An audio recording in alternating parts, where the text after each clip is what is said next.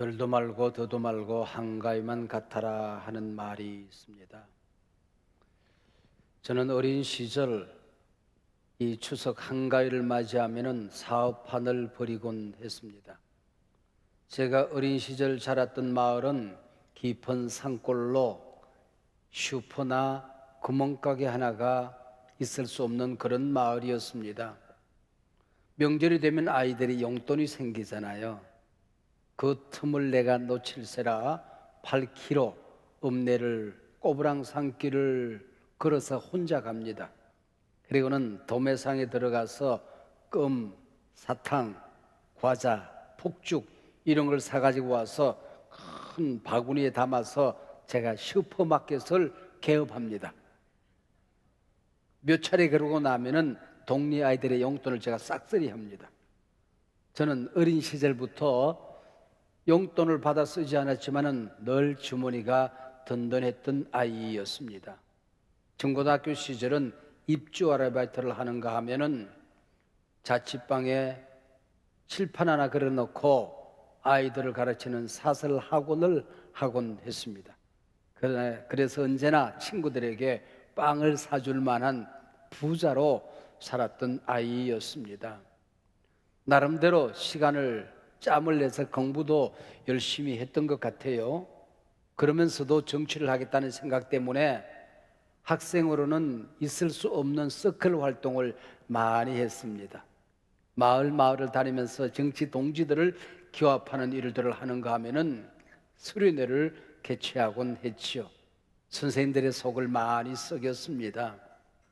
범생을 기대했던 선생님들에게는 언제나 문제아로 보였었을 것이고 사고뭉치로 보였었을 것입니다. 질풍노도의 시간들을 저는 중고등학교 때에 보냈습니다. 방황과 우여곡절 끝에 내가 평생 걸어가야 할 길을 목사의 길로 선택하고 신학교 가겠다 그랬더니 내 어머니는 안도의 한숨을 쉬고 그렇게 좋아하셨습니다. 그러나 선생님들은 멘붕에 빠졌어요. 제 사고뭉치가 목사가 되겠단다. 그래서 선생님들을 당황케 하곤 했죠. 아슬아슬했던 고등학교 시절 4년 만에 졸업을 하고 1973년도에 신학교에 입학을 했습니다. 제가 입학을 하던 그때 저는 큰 복을 받았습니다. 한경직이라고 하는 한국교회 우뚝 솟은 지도자를 뵐 수 있었고 그분의 설교를 들을 수가 있었습니다. 바로 그 해에 세계적인 복음 전도자 빌리 그레함이 한국을 방문하여 그 단순한 복음, 그 확신에 찬 복음을 전해주었습니다. 얼마나 가슴이 뛰었던지요. 그리고 그 당시 조용기라는 젊은 목사가 떠오르는 별로 서대문에서 개척을 하여 이름을 날리고 빈들 허허벌판에 지금의 여의도 선보원교회 예배당을 건축을 했습니다. 어저께 장례를 치루었는데 그분이 그때 나이가 몇 살이나 되셨을까 제가 계산해 보니까 38살이에요. 38살 그 청년 목사가 그 어마어마한 여의도 순복음 예배당을 건축했던 것이지요. 그때는 참 배고프고 가난했던 시절이었습니다.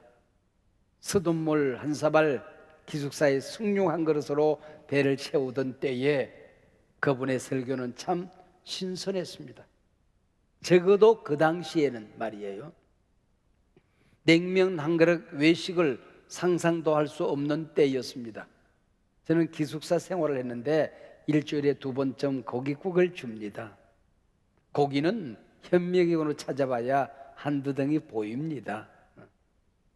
살 다 발라낸 뼈다귀 한 가마니 사가지고 집채만한 가마솥에 집어넣습니다.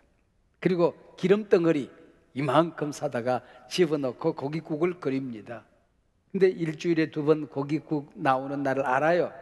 그럼 학생들이 그 시간에 길게 줄을 서서 기다립니다. 왜?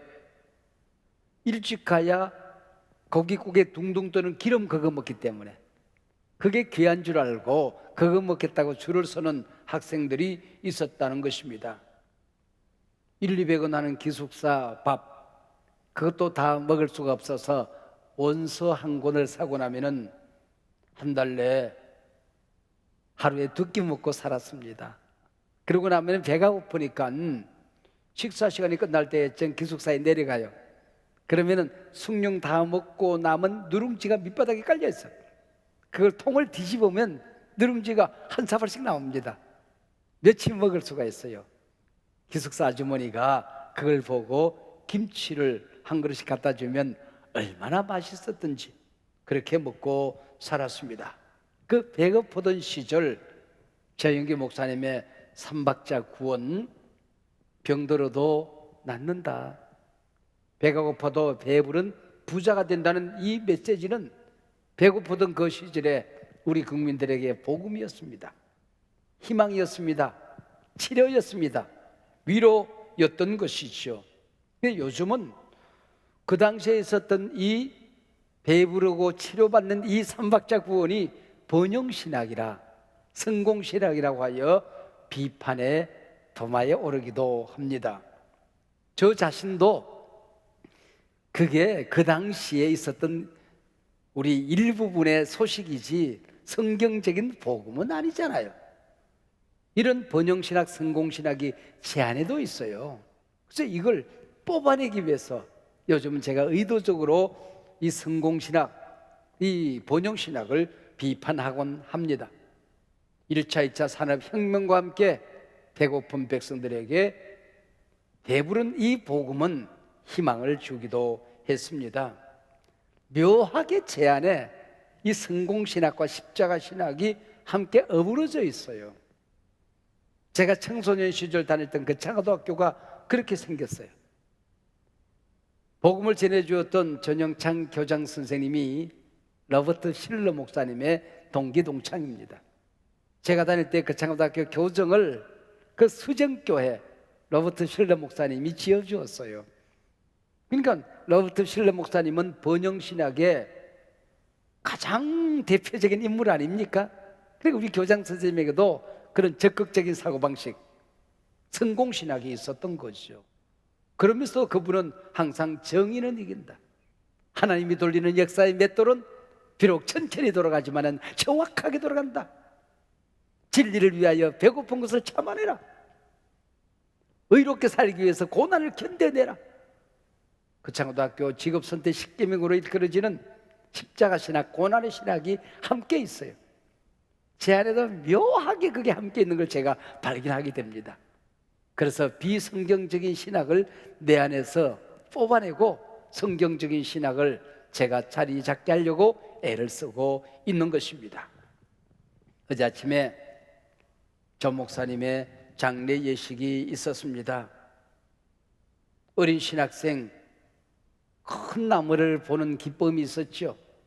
한경지 목사님, 빌리그램 목사님, 조영기 목사님, 근데 그분들이 다 별세하셨어요.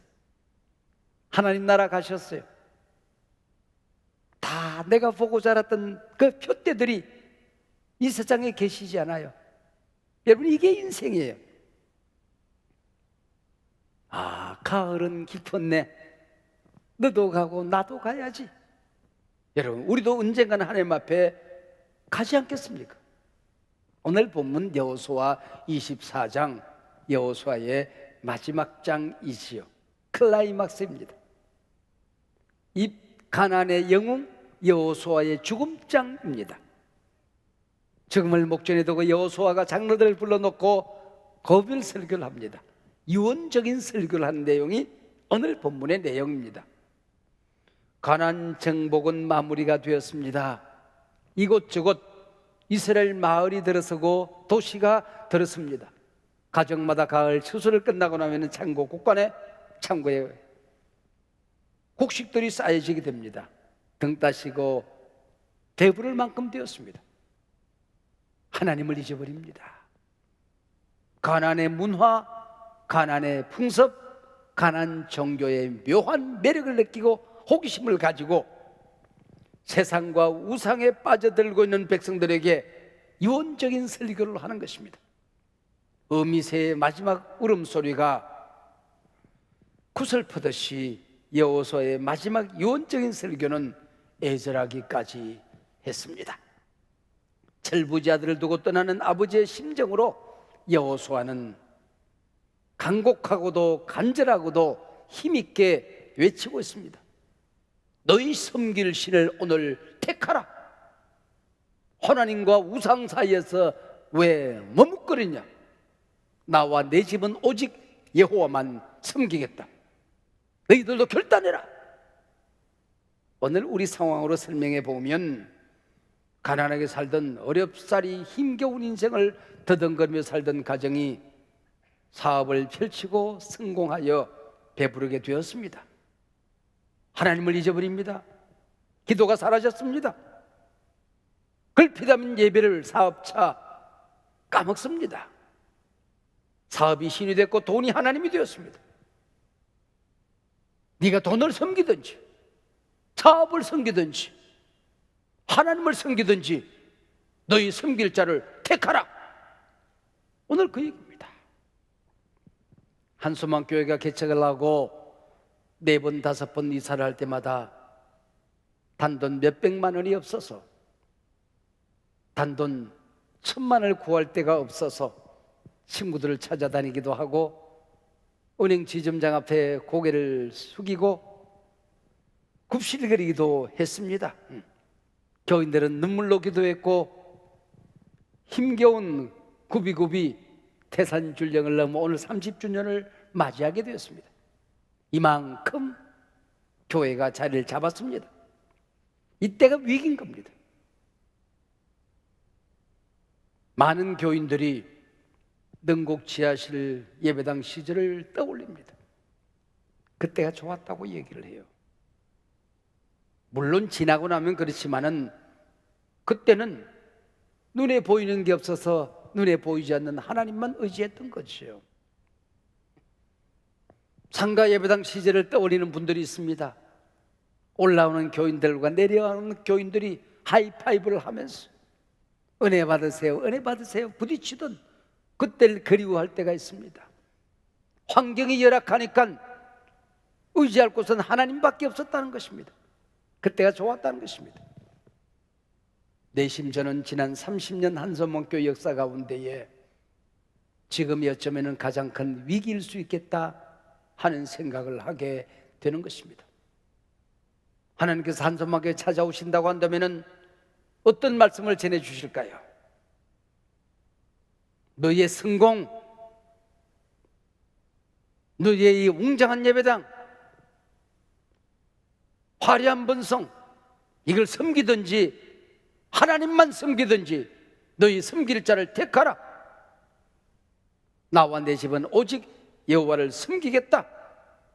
여러분, 오늘 본문의 메시지가 수천 년 전 여호수아의 설교일까요? 오늘 우리에게 들려주시는 하나님의 음성은 아닐까요? 우리 교단은 한국의 어머니 교단과 같은 교단입니다. 1만 교회에 가까운 초대형 교단입니다. 9,300교회가 넘습니다. 그 가운데에 개척을 해서 대형 교회가 된 그 교회, 개척한 개척자가 아직도 담임으로 목회하고 있는 교회. 그래서 제가 9,300교회를 헤아려 보았지만은 머릿속에 지나가는 교회로서는 우리 교회가 유일한 교회예요. 그만큼 책임이 있는 교회입니다. 우리 교회가 어떤 스탠스를 유지하느냐, 어떤 가치관과 복음의 원리를 가지고 교회를 섬기느냐 여하에 따라서 한국교회의 길이 만들어지고 교단의 방향이 설정되어진다는 사실입니다.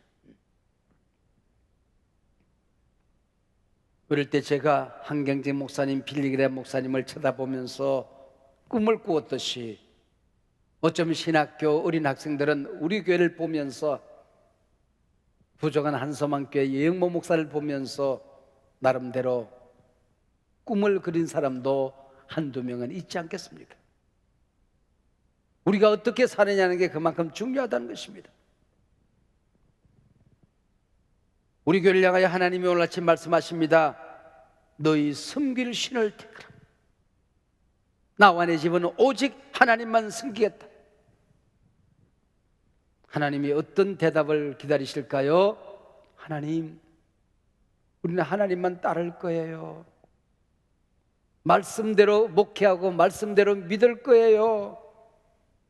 주님 기뻐하신 대로 순종하며 교회에 섬길 거예요. 우리 교회는 오직 하나님만 섬길 거예요.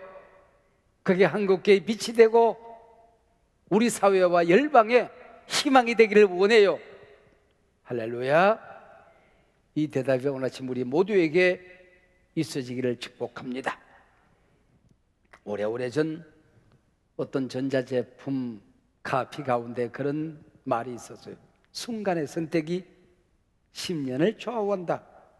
대박 카피였지요. 어떤 선택을 하느냐는 것이 10년이 아니라 영원을 좌우할 때가 있는 겁니다.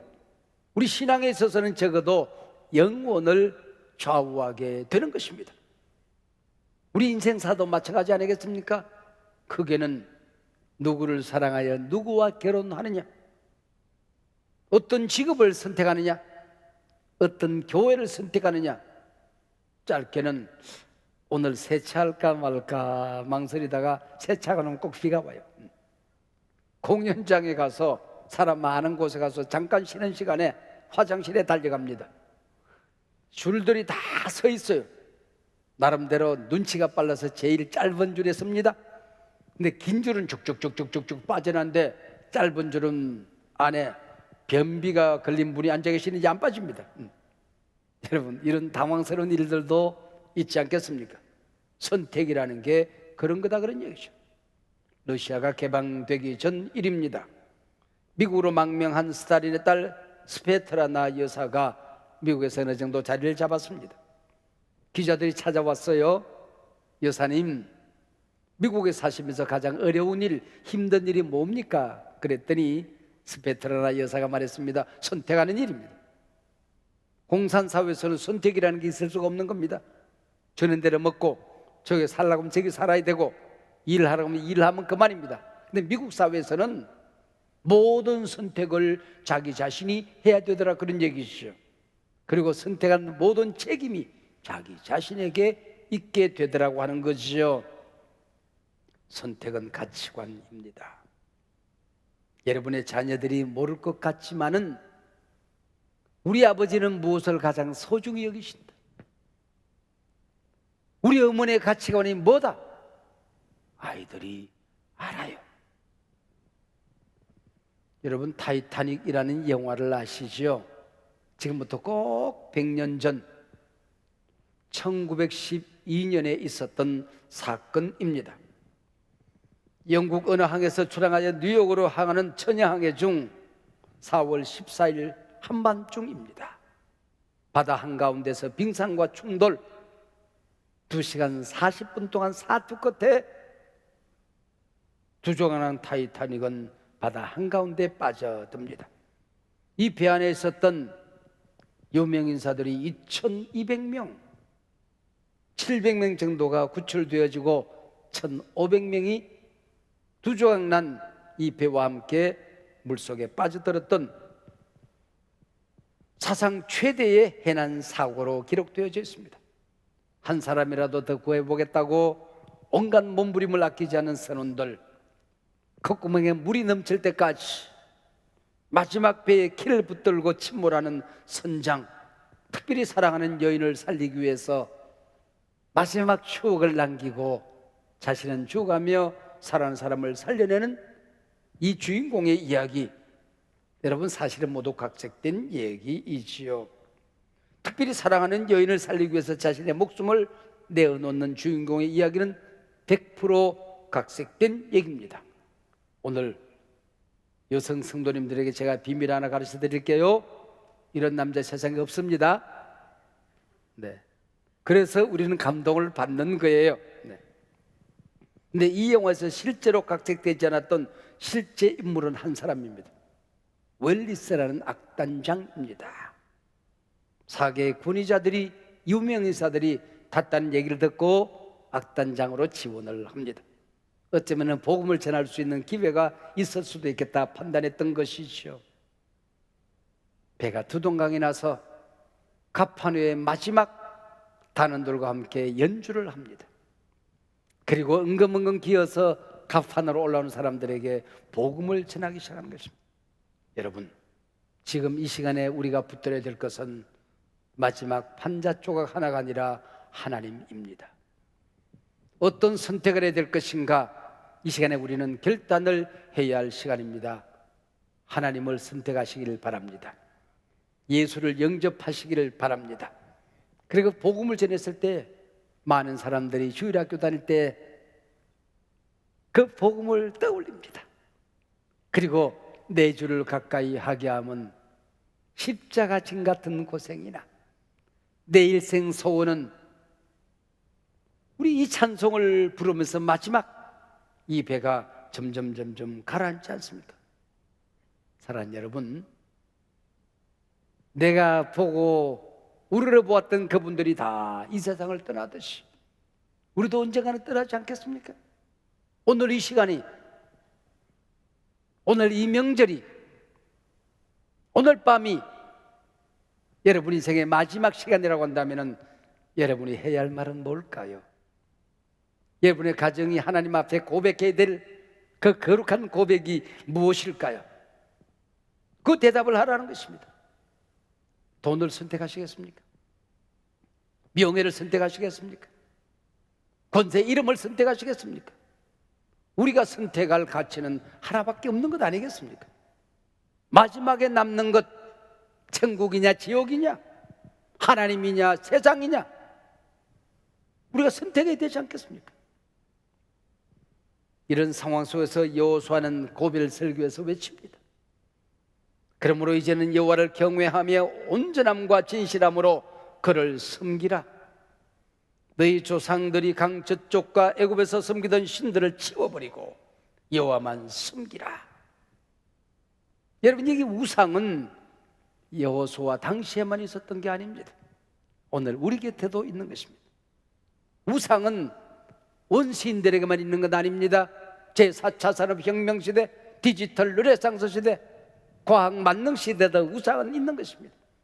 우상은 우리가 예수 믿기 전에만 있었던 것은 아닙니다. 예수를 잘 믿는 지금 이 순간에도 우상이 내 곁에 있는 겁니다. 워런 위어스비는 현대인들에게 우상 두 가지가 있다 그랬습니다. 너희 삶을 통하여 내 주변에서 이루어진 그 많은 일들이 너 때문에 일어난 줄로 알면, 네가 잘나서 그렇게 된 줄로 알면, 내 공로로 그렇게 된 줄로 알면 나라는 우상에 이미 나는 빠지는 것이다 그랬습니다. 두 번째는 하나님이 내게 복을 주었어요. 넉넉한 환경을 주었어요. 이룰 만큼 이룬 자리에 앉혀놓았어요.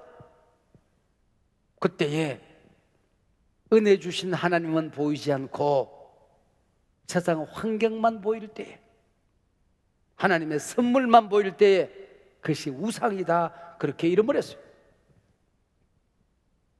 부족한 종이 숨기는 목회 데이터 연구소에서 코로나19 이후에 발표된 모든 데이터들을 집어넣고 빅데이터를 굴렸어요. 그랬더니 현재 지금 이 시점에서, 그리고 앞으로 오늘을 살아가는 현대인들이 무엇을 가장 소중히 여기는가, 이걸 트렌드라고 그러거든요.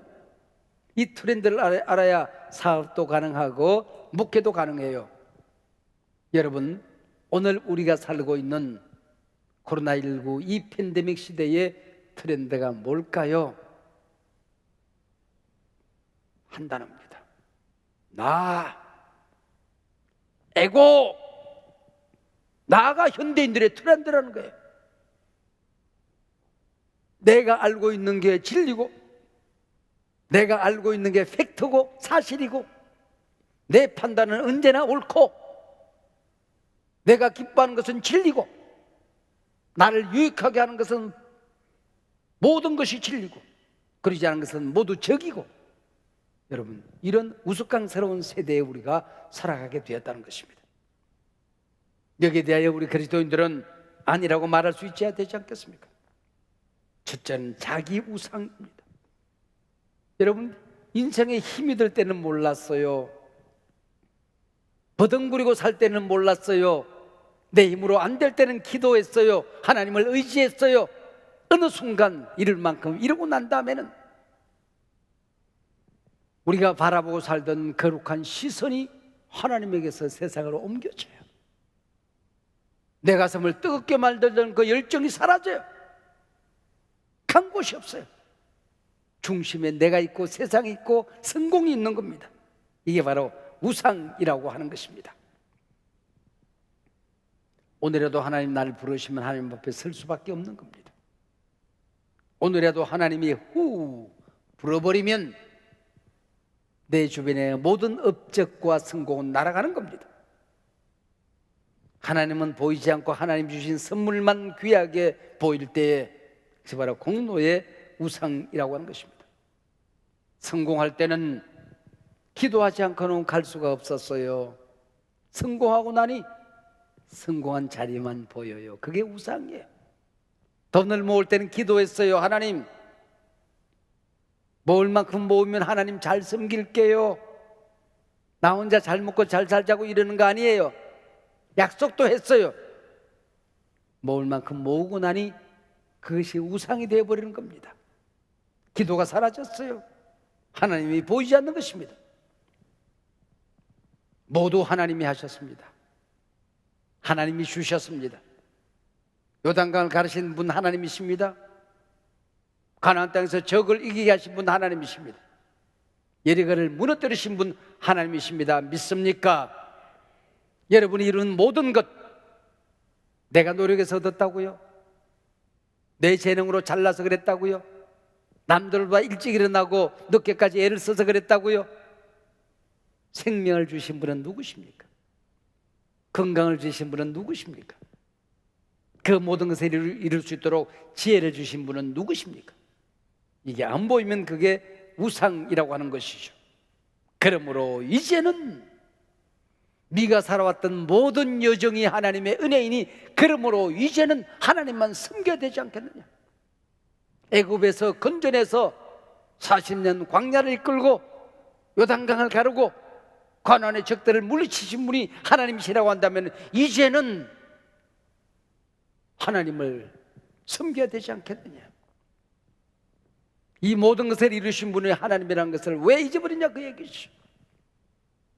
14절 첫 단어와 마지막 단어를 연결하면은 그러므로 이제는 하나님만 섬기라는 것입니다. 호흡을 주신 분, 생명을 주신 그분만 섬기자는 것이죠. 너희 오늘 섬길 자를 택하라, 결단해라. 이 얼마나 강력한 메시지입니까? 이 얼마나 어마어마한 도전입니까? 아침에 일어날 때마다, 가정에서 식구들이 모일 때마다, 아이들에게 어떤 교육을 할 때마다, 예배를 드릴 때마다, 우리가 어떤 결단을 해야 될 때마다 우리는 이 고백과 선언을 하십니다. 하나님, 나와 내 집은 하나님만 섬길 거예요. 오늘 이 거룩한 결단을 우리 아이들이 알게 될 거예요. 우리 가정의 이 거룩한 고백을 세상 사람들이 알게 될 거예요. 우리 교회가 오직 하나님만 섬기는 이 거룩한 결단을 한국 교회와 우리 주변에 알게 될 거예요. 우리 총회가 오직 하나님을 섬기겠다는 이 거룩한 결단을 세계 열방들이 알게 될 거예요. 할렐루야. 제가 여러분을 축복해야 될 내용이 이것이고, 한국교회 중심으로 달려가는 부족한 저를 위하여 여러분이 기도해야 될 내용이 이것입니다. 영원토록 고백할 내용이 이 말씀 아니겠습니까? 나와 내 집은 오직 하나님을 섬기겠다. 우리가 어떤 선택을 하든지 간에 그 선택에 대한 대가를 지불하는 일도, 책임을 지는 일도, 하나님의 은혜와 보상을 얻는 것도 우리의 몫입니다. 여러분, 바이킹이라고는 해적대를 아시지요? 잔인하기 짝이 없는 해적대입니다. 사정없이 약탈하고 짓밟는 이 해적대, 짓밟은 나라들마다 노예로 만들어버리는 이 무서운 해적대입니다. 근데 이 해적대의 으두물이 왕의 집에 심부름을 한 노예 소녀가 있었습니다. 노예로 끌려와서 그렇게 기뻐할 수가 없어요. 얼굴이 달라요. 일하는 태도가 달라요. 얘야, 네 안에 뭐가 있길래 너는 그렇게 사느냐? 예, 폐하, 제 안에 하나님이 계세요. 하나님 믿으세요. 그렇지 않아도 늘 마음에 부담이 있었던 이 왕 아닙니까? 이 어린 소녀의 노예 소녀를 통하여 예수님을 영접합니다. 나라를 설립하면서 기독교 국가로 선언을 합니다. 100% 개신교회, 특별히 루터교 국가가 되었습니다. 제가 알기로는 96%가 크리스찬이었는데 제가 요즘에 새로 통계를 찾아보니까 이 탈종교 시대에 이 나라도 위기가 와서 지금은 74%의 크리스찬을 헤아리는 나라가 되었다고 합니다. 여러분, 하나님을 선택한 나와 내 집은 오직 여호와를 섬기기로 결단하는 사람을 하나님께서 버리시지 않습니다. 외면하지 않습니다. 믿으십시다. 하나님의 이름을 높이는 자를 하나님이 끄집어내리지 않습니다. 내 중심에 하나님 모시고 살아가는 사람을 인생의 변두리로 몰아내지 않습니다. 오늘 아침 추석 명절 앞두고 하나님 앞에 결단하십시다. 총회를 앞두고 우리 함께 결단하십시다. 나와 내 집은 오직 여호와만 섬기겠노라. 할렐루야. 기도하십시다. 하나님 아버지, 고맙고 감사합니다. 오늘 우리 귀한 성도님들과 여호수아를 통하여 주신 귀한 말씀에 귀 기울이고 너희 섬길 자를 택하라는 거룩한 도전 앞에 하나님만 섬기기로 결단합니다. 하나님의 말씀만 따르기로 결단합니다. 하나님, 이 마음 약해지지 않도록 성령의 인을 쳐 주시고 말씀에 굳건히 서게 하시고 이 고백이 영원한 우리의 고백, 우리 가정 교회의 고백이 되게 하여 주시옵소서. 예수님 이름으로 기도하옵나이다. 아멘.